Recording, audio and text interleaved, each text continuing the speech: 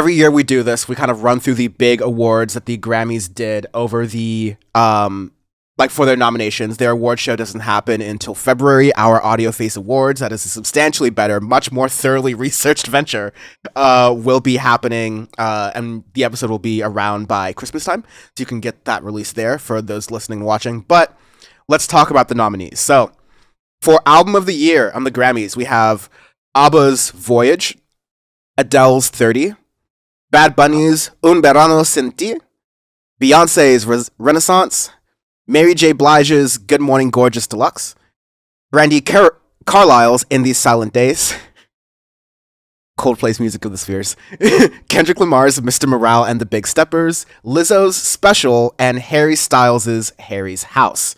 As quite a stacked Album of the Year lineup. I didn't even know. I mean, we don't have like a set. We nominate these number of like artists, any nomination thing, but 10 is pretty stacked. It's pretty full.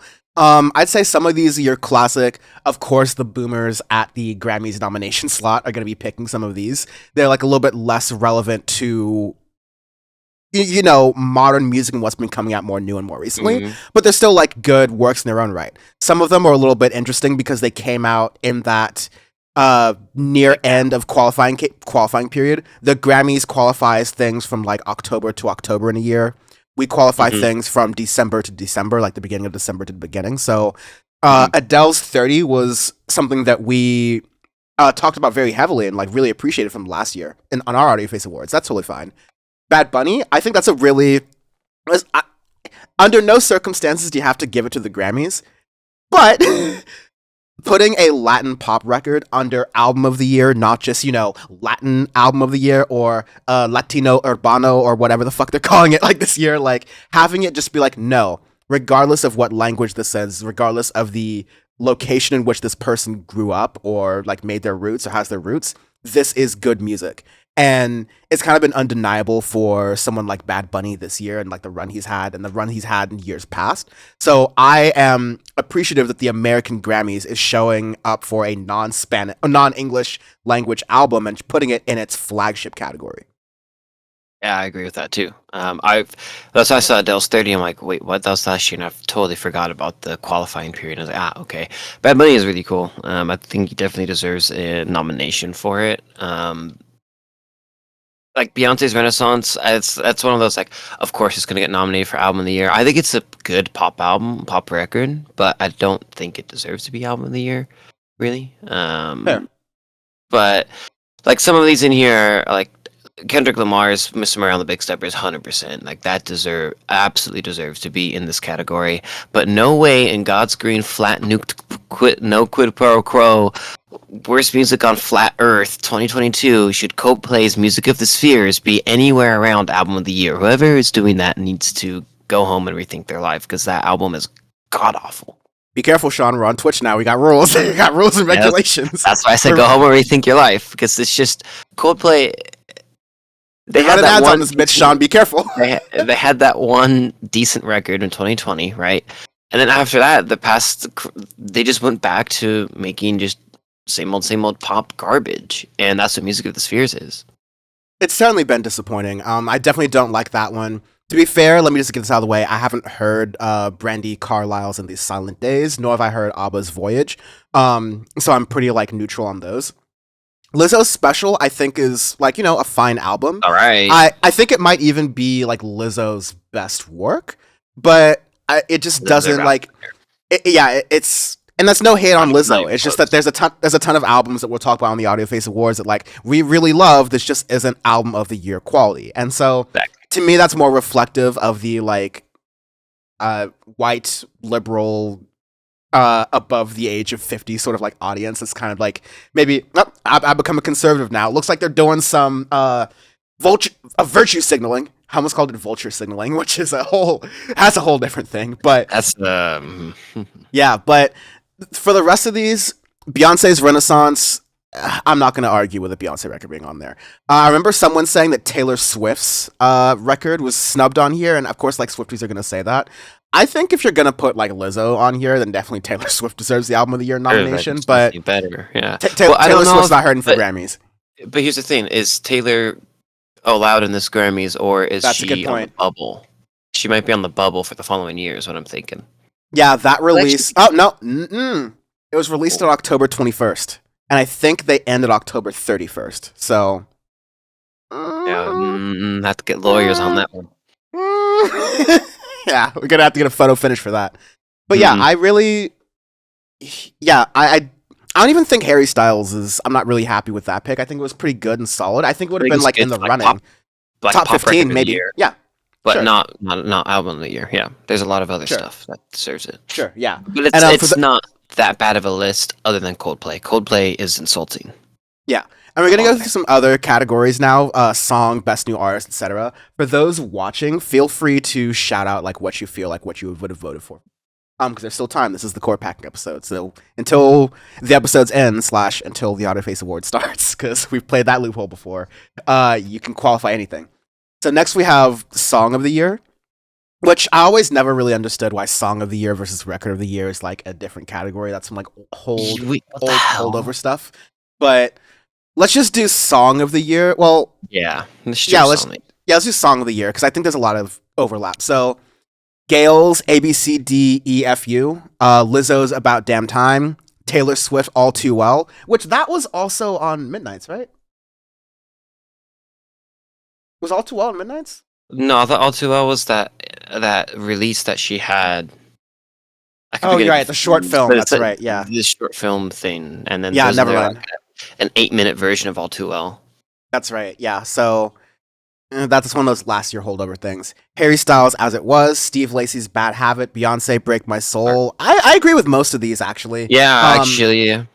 Even Lizzo's About Damn Time. I think it's a heavy hitter for a Song of the Year, like Song of the Year nomination, rather. I definitely wouldn't give it the win, but I think it's a hitter for it because you heard it a lot. I'd even maybe give it a mainstream award in Audioface parlance, but I totally agree with that. Mhm. What's fun about having a chat is that Torch Crimson says Coldplay is very insulting. So there you got an agreement, Sean. We love that. Thank you. It's And extremely insulting. yeah, but yeah, Kendrick Lamar's The Heart Part 5, and then Bonnie Raitt's Just Like That. And I don't see much Mhm. difference in record of the year other than Brandy Carlisle featuring Lucius, You and Me on the Rock, Mary J. Blige's Good Morning Gorgeous, and then Doja Cat's Woman. Doja Cat's Woman is another one of those, didn't you come out last year kind of situations? But, Grammys. I think this is, of the songs I've heard, which is all of them except for the Brandy Carlisle track, I'd say these all qualify for nominations. I wouldn't even. I think putting the Heart Part 5 is pretty interesting because It's very interesting compared to like it's that random release that didn't make it onto Mr. Morale, correct? It was added onto Mr. Morale as the final track shortly after the release, like kind of like afterwards on the streaming services, and it was technically the only quote unquote single to be released before Mr. Morale and the Big Steppers beforehand. And it definitely had like a really enticing music video. I think Crazy drum. yeah, I think there's a lot of artistic songs on the record, but I think when you're combining like art plus Kendrick Lamar solo plus like the whole execution, I understand the Hard Part 5. So that's reasonable. Yeah, it's all right. Best new artist, let's get angry. Anita, Omar Apollo, Domi and JD Beck, Muni Long, Samara J, Lato, Maniskin, Toby Nwigwe, Molly Tuttle, and Wet Leg. Wet Leg, 100%, absolutely, no questions asked. Yeah, that's a pretty good one. Wet Legs had a great year. Maniskin, I'm not sure how that's pronounced, but I've seen them around for a couple of years, so I'm glad. Yeah, I'm glad they're getting a little bit of hits. Same with Anita as well. Mhm. Omar, I think I've heard of Toby Nwigwe, sorry, and then Omar Apollo a little bit, but the rest are all pretty new to me, and I don't have much of an opinion. Let's jump to the best alternative. Arcade Fire's Wii, Big Thief, Dragon, New, Warm Mountain, I Believe in You. Let's double check and make sure. Look that up, Jamie. Is that how you say the name of this idol? Because it's confusing. I'm just kidding. Bjork's Fosora, Wet Legs self-titled, and Yeah Yeah Yeah's Cool It Down. I agree with the only thing. The only things I think that if you put Arcade Fire's Wii as a top alternative record, you weren't listening to enough alternative music this year. Yeah, because that's what I'm saying. Because there's a lot of good alternative music this year. There's a ton of good. This is the resurgence of alt, which is fantastic. Yeah, And Win Butler stuff aside, like I'm not even putting like the Win Butler smoke yeah, in no, this. Like, it's I thought the album like had really good parts. I think like there were a couple two songs that like hit and like had some staying power in Mhm. there, but there were other records like literally the other ones listed on here that were the all ones listed on objectively here. better. You had the car from Arctic Monkeys that was fantastic. You had Being Funny in a Foreign Language that was fantastic as well. And I think both of those definitely outshine Wii by far. And that's just not just being a fan of it. And I think Arcade Fire's Wii is a big good. Win Butler shit aside, I think it's actually a good step in the right direction for Arcade Fire. I think it shows Nigel Godrich is a really good producer working with other people, not just the Smile, Radiohead, adjacent on all of that, showing his work is how talented he is and everything. So as much as I like the record, there's so much other stuff that outshine it by far, and those are just two examples. Yeah.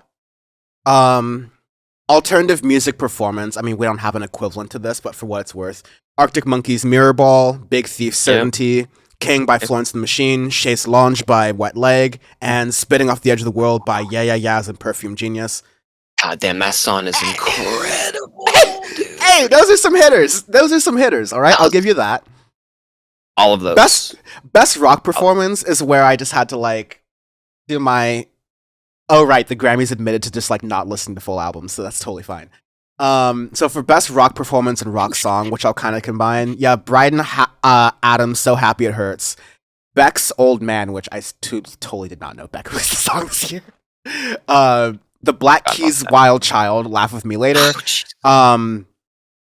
The Brandy Carlisle's Broken Horses, Idol's Crawl, Ozzy Osbourne and Jeff Beck, Patient Number 9, War on Drugs, Harmonious Dream.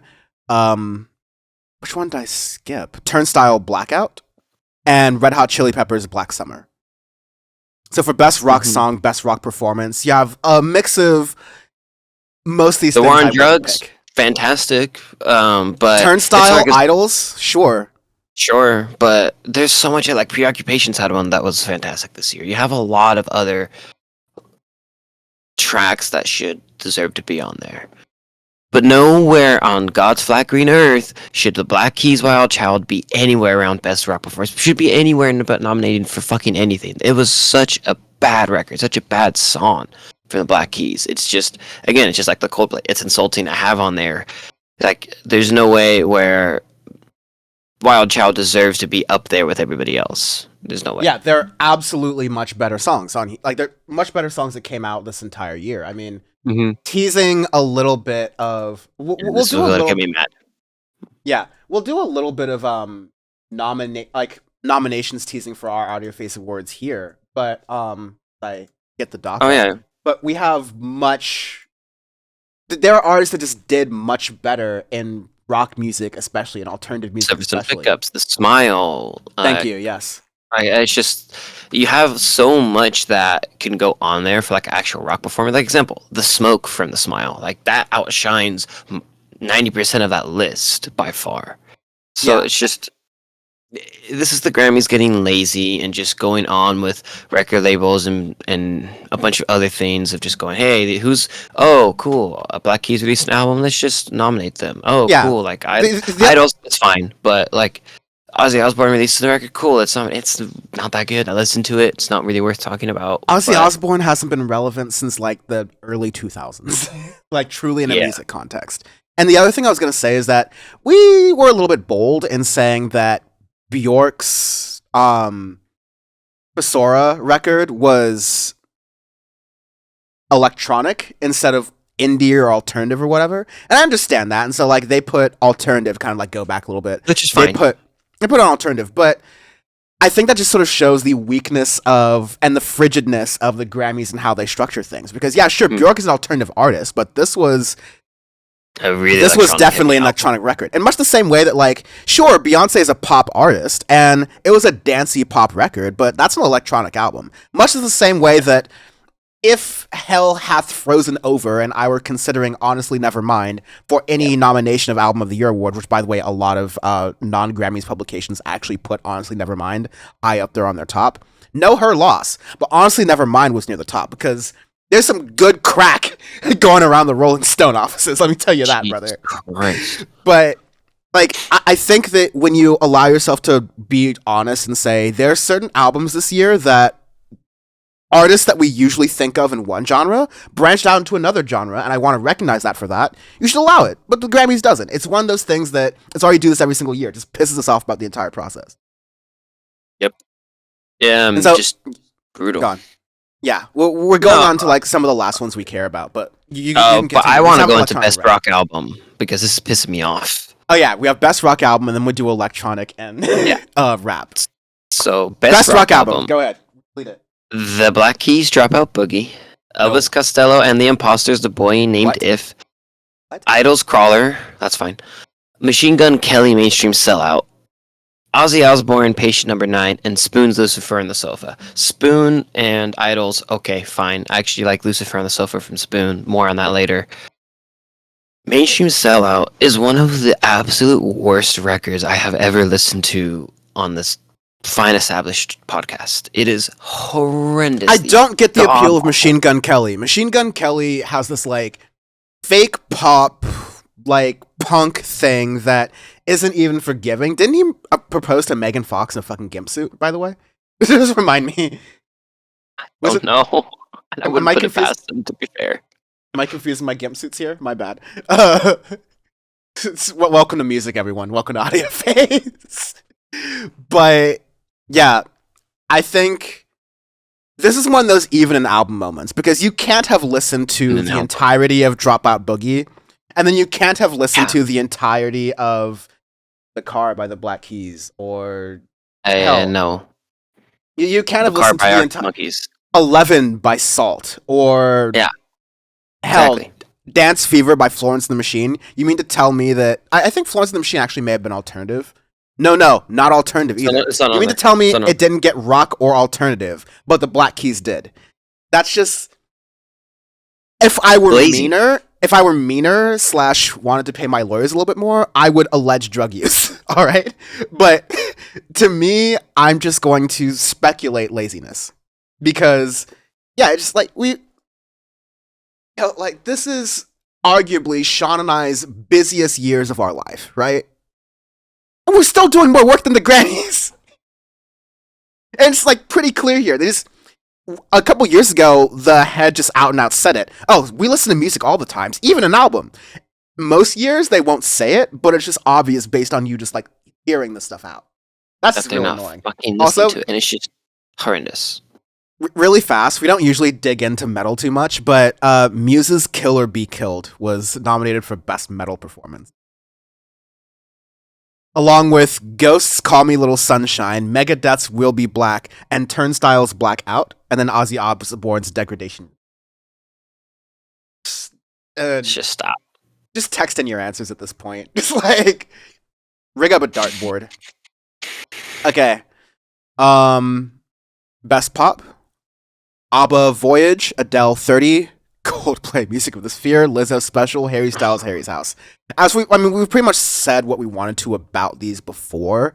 I just think...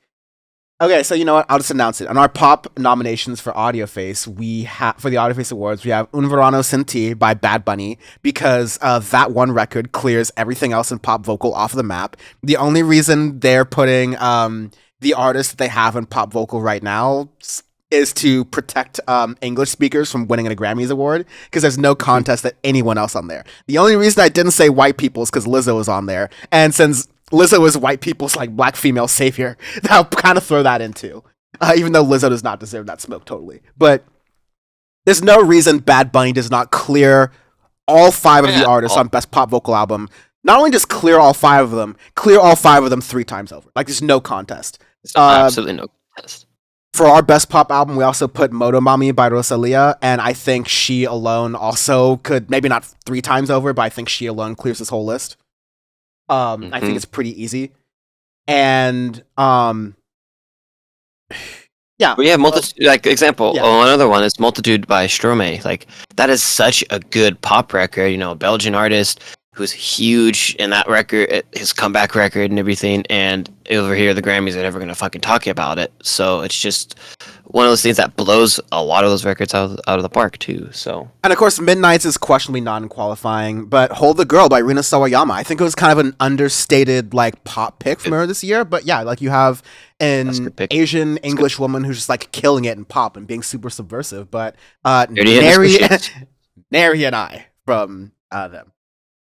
Okay, Dan from the Internet eats his words a little bit. For best electronic, they did put Beyonce's Renaissance under dance and electronic. So like as you Fair play. should. Fair play. Bonobo's. Oh wait, for best electronic album, Bonobo's Fragments, Fair Balance, Unafraid. Diplo's self-titled Diplo. Get the flying fuck out of my studio. Absolutely, get the hell out of there. That was horrible. Don't do that shit to me. Nope. Get out of my house. Let me call you an Uber. Let me make sure they drab your face along the asphalt after you leave. Now pass the code to not collect $200. I've been watching too much Sopranos. Odessa, The Last Goodbye, and Rufus de Soul's Surrender. So, Yeah, so this- Dan, are you in waste management, my guy? It's a perfectly fine and legitimate business, all right? Alexander Graham Bell didn't even invent the telephone. It's my favorite thing I've seen. So far. My favorite. I don't know if you side. Only season one. Only season one. Okay. When I don't. This is probably later. But when I can't think of his name. But when one of the guys hates cats and talks about cats, let me know because that is my favorite Sopranos moment ever. I'll get Because there. you will understand it and it's hilarious. Yeah, that's totally cool for the tangent. And then let's do best rap. Yo, actually no, this one had me almost want to get violent on Melrose Avenue really fast. Allegedly. Who the fuck put DJ Khaled on best rap album? Who in the flying fuck thought it was a good idea to put God Did on here? That is absolutely. Oh, by the way, I forgot to nominate that for worst music flat Earth God made album Court on Backing. Audioface Awards. So court packing. We're doing that right now. We're doing it live. I don't give a fuck. My podcast. Yeah. Yeah, that's gonna need to go on there immediately. Oh, But you got it. no, you please do it. So I'll do the rap albums. DJ Khaled's God Did, Future's I Never Liked You, Jack Harlow's Come Home, The Kids Miss You, Kendrick Lamar's Mr. Morale, and Pusha T's It's Almost Dry. I agree with the bottom two. The other three make me think that. I mean, honestly, the best rap albums list on the Grammys is the best piece of evidence I have seen yet for the assumption that you can buy Grammy Awards. Because there's no legitimate reason why DJ Khaled or Jack Harlow should be given best rap anything.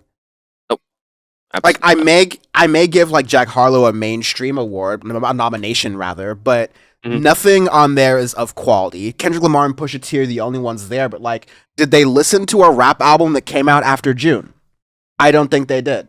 This was like, and other people have been in my mentions about this. They're saying, oh, you know what, like, rap, trap, it's dead, it was a rough year, it was a terrible year. And you know, I partially agree with you, but if you dig and if you try really hard, best rap year we've had in years. This is actually, I think the contrary. It is a fantastic rap year.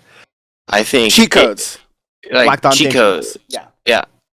You have Freddie Gibbs. You have Kendrick Lamar. You have, oh my God, Metro Boomin. We can't wait to talk about that. You have even some of Her Loss. I'll give is pretty good with Drake and 21. Like there's. If you look into it, there's actually a lot of good rap and trap this year. Obviously, there's really bad ones too, naturally, as you always do. But still, if you look and sift through all the bullshit, there's some fine gems this year, and we have not had that in years. Yeah, I'm happy for it too. So I think that's probably where we'll end around this, because that's usually where we do it. Although, you know, just for fun, we don't do a Producer of the Year award. The Grammys does. We have Boy Wonder, Ernst DeMille Emil II, Dahi, Dan Auerbach, and Jack Antonoff for Producer of the Year. Honestly, like, this Audioface forces me to make a lot of comments that I never dared dream myself making, right? But out of all of these, like, Jack Antonoff for Producer of the Year, Country Mile. It's the only one who has actually, like, made music good, like, decent music. And like I have a lot of issues with his production style and stuff, but I've said that ad nauseum on Audioface. But to me, his saving grace was Midnight's. That was a very good produced record. There's still some issues I have with the top half of the record, but the bottom half he produces fantastic, and even some of 1975 stuff was really good. So Yeah, I think both of us agreed the 1975's record is it gets better with every single listen. The most recent one being 100%. Yeah. funny in a foreign language. And while that's a bit of a different reaction than you would have to a lot of the earlier 1975 records, it was a lot more of a visceral thing. I'm happy for that because the 1975 really did need a change and a refresh and a reset. And I think Jack Antonoff was able to give that to them while they were around there. So that's all good right there. I like that. Yeah. Those are the reactions. Please let us know what you think in the comment section on YouTube, on social media, etc. Because we want to know what you think. The awards, of course, we'll talk about next year on Audioface. But the Audioface award show, the one that we're doing, that is much better, more thoroughly resourced, lower budget but still better, will be coming out around Christmas time of this year. So make sure you check out YouTube and your podcast links for all that. Audioface.show for all the podcast links.